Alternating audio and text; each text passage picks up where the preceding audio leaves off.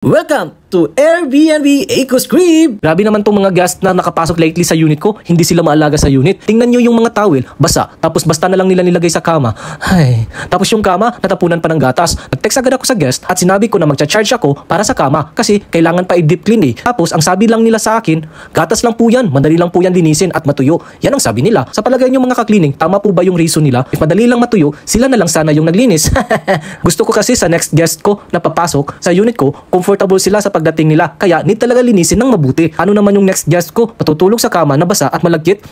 Kaya sinabi ko na rin agad sa kanila na kailangan ko talaga mag-charge kasi kailangan pa i-deep clean para matuyo agad at hindi mangamoy yung kama. Wala naman silang choice eh. O siya, paki-like, follow, and share naman ito mga ka-cleaning para share to the world and more income to me. By the way mga ka-cleaning, kung gusto nyo magkaroon ng bahay dito sa Davao City, PM nyo agad ako para ako bahala maghanap ng bahay na swap sa budget ninyo. Para may extra income ako at makatulong kayo sa akin sa mga utang ko.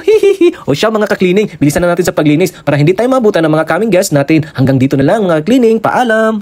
Salamat sa panonood, ka-cleaning! Kung gusto niyo mag-book sa aming Airbnb townhouse dito sa Davao City, tumawag lang po sa 0932-4845-803 or i-message ako sa aking Facebook page, EcoScript. Salamat!